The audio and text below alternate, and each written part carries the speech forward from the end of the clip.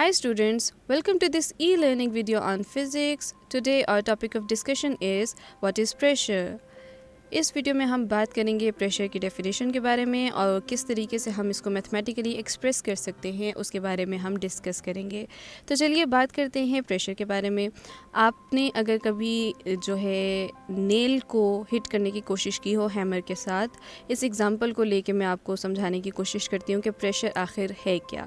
आप जब भी नेल को हिट कर रहे होते हैं, किसी भी कील को दीवार में लगा रहे होते हैं, तो आपने ये चीज़ देखी होगी कि एक एंड उसका पॉइंटेड होता है जबकि दूसरा एंड जो है वो राउंड होता है। उसके ऊपर एक एरिया मौजूद होता है जिसके ऊपर आप हथौड़े से या हैमर से स्ट्राइक कर रहे होते हैं और एज अ रिज़ल्ट क्या होता है कि वो हमारे पास उसके अंदर वो कील जो है वो लगना स्टार्ट हो जाता है दीवार के अंदर। जब आप एक फोर्स लगाते हैं एक एरिया के ऊपर तो उसके ऊपर एक प्रेशर जनरेट होता है एक्चुअली, और उसकी वजह से हमारे पास क्या होता है कि हमारी कील जो है वो दीवार के अंदर लगना स्टार्ट हो जाती है जिस भी आप सरफेस के ऊपर उसको लगाने की कोशिश कर रहे हैं। अगर यही हमारे पास जो एरिया है वो कम हो जाए तो फिर ऐसा मुमकिन नहीं होगा। जैसे आप जानते हैं कि पॉइंटेड एंड के ऊपर आप हैमर को स्ट्राइक करके कील को जो है दीवार के अंदर ठोक नहीं सकते। तो इस तरह से आपको यहाँ से थोड़ा सा समझना की ज़रूरत होगी कि प्रेशर क्या है।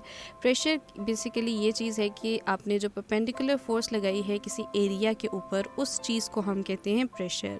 और जैसे परपेंडिकुलर फोर्स है, आपने कोई भी फोर्स लगाई, फोर्स का यूनिट न्यूटन्स होता है और एरिया को हम मेजर करते हैं स्क्वायर मीटर के अंदर। तो इसका जो प्रेशर का सिस्टम इंटरनेशनल में यूनिट है वो है न्यूटन पर मीटर स्क्वायर, और जिसको हम पैस्कल्स भी कहते हैं।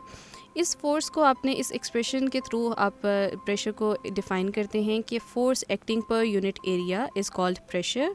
और आप जैसे ही किसी चीज़ पे प्रेशर अप्लाई करते हैं तो आपका कोई ना कोई उसका इम्पैक्ट ज़रूर दिखाई देता है। प्रेशर को डिस्कस करने वाले एक फ्रेंच मैथमेटिशियन है जिनका नाम ब्लेज पैस्कल है। उन्होंने हाइड्रोडायनामिक्स और हाइड्रोस्टैटिक्स की फील्ड में काफ़ी ज़्यादा कंट्रीब्यूशंस की हैं, और उनके according force acting on a unit area is pressure. अगर हम बात करें P = F/A के एक्सप्रेशन के बारे में, तो आप यहाँ से एक चीज़ को अंडरस्टैंड कर सकते हैं कि फ़ोर्स वो फोर्स है जो हम अपने हाथ के ज़रिए लगा रहे हैं, और जो एरिया है वो एरिया है जिसके ऊपर आप फोर्स को लगा रहे हैं। तो प्रेशर इन दो फैक्टर्स के ऊपर डिपेंड करता है। तो हम वन बाय वन डिस्कस करते हैं कि किस तरीके से इन दोनों को वेरिएट करने से प्रेशर की वैल्यू के ऊपर डिफरेंसेस आते हैं। जैसे अगर मैं बात करूँ एरिया की, जो मैंने आपको एग्जांपल दी है नेल के बारे में, अगर आप उसको माइंड में रख सकते हैं तो उसको माइंड में रखिए और साथ में आप इस एक्सप्रेशन को अंडरस्टैंड करने की कोशिश कीजिए। जैसे जैसे मैं एरिया बढ़ाती जाऊंगी मुझे कम जो है वो प्रेशर उसके ऊपर मिलना शुरू हो जाएगा उस ऑब्जेक्ट के ऊपर। अगर यही एरिया मैं स्मॉल करना शुरू कर दूं, जैसे हमें मालूम है कि फ्रैक्शंस के अंदर अगर हमारा जो डिनोमिनेटर है उसकी वैल्यू बहुत ज़्यादा हो, रिजल्टेंट हमारे पास क्या आता है, वो वैल्यूज़ छोटी होती जाती हैं। जैसे लेट्स से फॉर एग्जांपल आप इसको इस तरीके से अंडरस्टैंड करें कि 3/5 की फ्रैक्शन है उसका आंसर 0.6 होता है। अगर मैं यही डिनोमिनेटर में वैल्यूज़ बढ़ाना शुरू कर दूं, लेट्स से 3/6 कर दूं, 3/7 कर दूं, 3/8 कर दूं, आपको नज़र आएगा कि इसकी जो रिजल्टेंट है, इसका जो आंसर है डिवीजन के बाद, वो मज़ीद छोटा होता जा रहा है। यानी कि प्रेशर इस तरीके से डिक्रीज़ होता जाएगा जैसे जैसे मैं एरिया को बढ़ाना स्टार्ट कर दूँगी। मैं जैसे ही एरिया को बढ़ाऊँगी उसके ऊपर लगने वाला प्रेशर की वैल्यू बहुत कम होती जाएगी। यही वजह है कि जो हम यूज़ करते हैं कील की एग्जांपल, जब हम यूज़ करते हैं तो जब हम कील को ठोकने की कोशिश कर रहे होते हैं उसकी जो नॉब है उसका एक एरिया मौजूद होता है जबकि दूसरी साइड पॉइंटेड होती है। वो पॉइंटेड फोर्स जब उस पर हम लोग फोर्स लगा रहे होते हैं तो होता कुछ यूँ है कि उस पर एक अच्छा प्रेशर लगता है और उसकी सूरत में हमारा जो कील है वो दीवार के अंदर या जिस सरफेस के अंदर आप लगाने की कोशिश कर रहे हैं उस पर वो बहुत अच्छे तरीके से लग सकता है। इसको मज़ीद अंडरस्टैंड करने के लिए आप एरिया ऑफ कांटेक्ट के बारे में हम अगर बात करें तो जब हमारी जो नॉब वाली साइड है कील की, जो ऊपर वाली साइड होती है, उसकी अगर हम बात करें तो उसमें क्या है रीज़न हमारे पास कि जो हमारा एरिया टच करना है हैमर के साथ दैट इज़ लार्जर एरिया, लेकिन जो दीवार के साथ है वो एरिया वो बहुत छोटा एरिया है, that is in contact with the wall. तो क्या होगा कि जैसे ही आप उसको स्ट्राइक करेंगे उस पर ज़्यादा प्रेशर एक्ट करेगा और हमारी जो कील की जो पॉइंटेड साइड थी वो दीवार के अंदर चली जाएगी। लेकिन अगर इसी को मैं दूसरे तरीके से टर्न करके पकड़ लूँ तो अब की बारी आपके सामने जो साइड मौजूद है वो है पॉइंटेड साइड, और आपने दीवार के साथ जो साइड लगाई हुई है उसके अंदर वो नॉब सा मौजूद है, एक छोटा सा यूनिट सा वहाँ पे मौजूद है। अब क्या होगा कि आप जितना मर्ज़ी उस फोर्स को लगाते जाएं हैमर की साइड से तो क्योंकि जो एरिया ऑफ कांटेक्ट है दीवार के साथ कील का वो ज़्यादा है, तो आप इसके ऊपर जितना भी फोर्स लगा रहे होंगे उसके ऊपर बड़ा लेस प्रेशर लगेगा और हमें दीवार के अंदर कील जाता हुआ दिखाई नहीं देगा। इसीलिए वो अब आपको समझ आ रही होगी कि नेल की आखिर वो शेप किस लिए होती है, कि दीवार की साइड पे वो पॉइंटेड होता है और जहाँ से हैमर के साथ उसका कांटेक्ट होना होता है उसमें वहाँ पे हमारे पास लार्जर एरिया मौजूद होता है। इसी तरह अगर हम बात करें ड्रिलिंग मशीन की, तो हैमर तो आप उसमें अपने हाथों की ताकत को इस्तेमाल कर रहे हैं। ड्रिलिंग मशीन जो है वो इलेक्ट्रिकली आप उसको यूज़ कर रहे होते हैं, इलेक्ट्रिकल एनर्जी बेसिकली कन्वर्ट हो रही होती है मैकेनिकल एनर्जी के अंदर। इसकी भी जो पॉइंटेड होती है नॉब सी, जिसके ज़रिए कील जो है डिफरेंट जगहों पे हम लोग इम्प्लांट कर सकते हैं।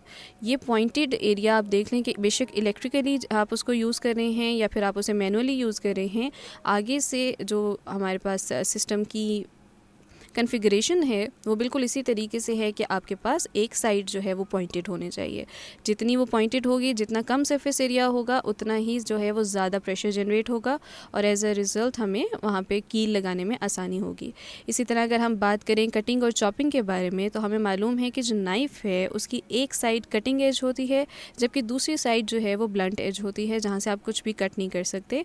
कटिंग जो एज होते हैं उसके अंदर ब्रेसेस मौजूद होते हैं। उन ब्रेसेस की वजह से, उन पॉइंटेड ब्रेसेस की वजह से आपके लिए बड़ी आसानी पैदा होती है कि आप चीज़ों को आराम से कट कर लेते हैं, उनको आप डिफरेंट शेप्स में कट कर लेते हैं।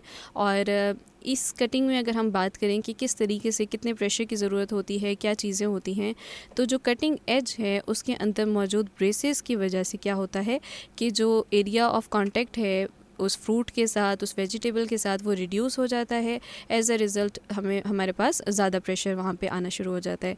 इसी तरह अगर हम बात करें कि अगर हम लोग किसी दरख्त को काटने के बारे में बात करें, किसी लकड़ी को काटने के बारे में बात करें, तो आपको ये चीज़ मालूम है कि जो एक्स है, जो हमारे पास कुल्हाड़ी होती है, उसकी एक ग्रेटर सरफेस एरिया मौजूद होता है जो कि शार्प्ड होता है। इसलिए आपको बहुत ज़्यादा फोर्स लगा के दरख्तों को काटने के लिए, लकड़ी को काटने के लिए फ़ोर्स लगानी पड़ती है।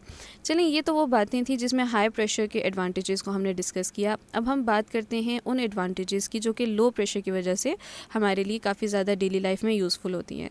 मिसाल के तौर पे अगर कभी आपने स्नो हाइक की हो, तो आपको मालूम है कि आप स्नो हाइक पे आपके पास स्पेशल टाइप के शूज़ होना बहुत ज़रूरी हैं। हाइकिंग शूज़ होना बहुत ज़्यादा ज़रूरी होते हैं। जैसे कि आप यहाँ पे इस पिक्चर में देख सकते हैं कि आपके पास जो स्नो हाइकिंग के लिए शूज़ इस्तेमाल होते हैं, उनमें क्या होता है, अगर आप नॉर्मल शूज़ पहन रहे होंगे, उन नॉर्मल शूज़ के अंदर जो हमारे पास सरफेस के साथ जो जाके एयर लग रहा होता है, उस शूज़ का जो बॉटम एरिया लग रहा होता है, वो larger area in contact with snow होता है। एज अ रिज़ल्ट क्या होता है कि आपके पाँव जो हैं वो सिंक नहीं कर रहे होते, स्नो के अंदर धंस नहीं रहे होते, क्योंकि आप जो उस पर प्रेशर लगा रहे हैं दैट इज़ लो प्रेशर, क्योंकि सरफेस एरिया जो है वो बहुत ज़्यादा इन कांटेक्ट जो स्नो के साथ है, it is a larger surface area. As a result low pressure वहाँ पे जनरेट होता है। लेकिन जब हम नॉर्मल शूज़ पहनते हैं जिनके एंड पे हमारे पास वो ब्रेसेस से मौजूद होते हैं, उसमें क्या होता है कि उन ब्रेसेस जो पॉइंटेड निकल रही होती हैं, उसमें हमारे स्नो के साथ स्मॉल एरिया इन कांटेक्ट होता है। एज अ रिज़ल्ट उस जगह पे ज़्यादा प्रेशर लगता है और आपको ये देखने को मिलता है कि जैसे ही आप स्नो के ऊपर पाँव रख रहे होते हैं, आपका पाँव जो है वो स्नो के अंदर धंसना शुरू हो जाता है। इवन दो कि उसके ऊपर जो फोर्स अप्लाई हो रही है वो बिल्कुल सेम है, आपका बॉडी वेट आपकी फ़ोर्स है। आपने दोनों शूज़ को आप बेशक ट्राई करके देखें स्नो के ऊपर, तो आपको यही चीज़ देखने को मिलेगी। और यही रीज़न है कि स्नो हाइक के लिए जो शूज़ होते हैं वो डिफरेंट इस्तेमाल किए जाते हैं।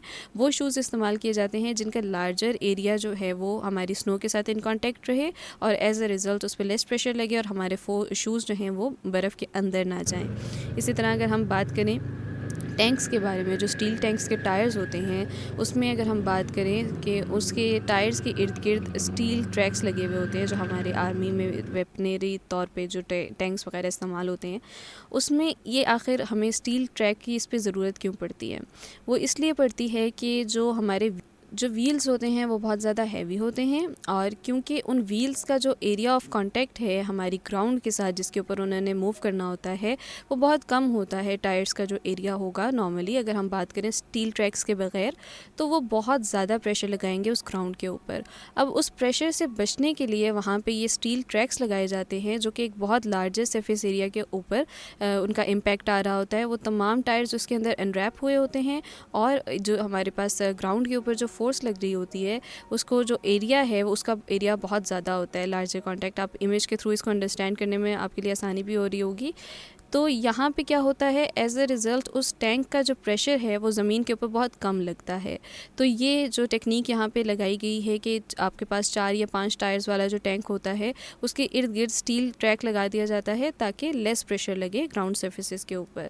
तो ये वो लो प्रेशर्स की बात थी और हमने हाई प्रेशर एडवांटेजेस और लो प्रेशर एडवांटेजेस को डिस्कस किया और हमने इस वीडियो में बात की है प्रेशर के एक्सप्रेशन के बारे में और उसकी यूनिट्स के बारे में। I hope this video was useful for you students. That's all in this video. Good luck.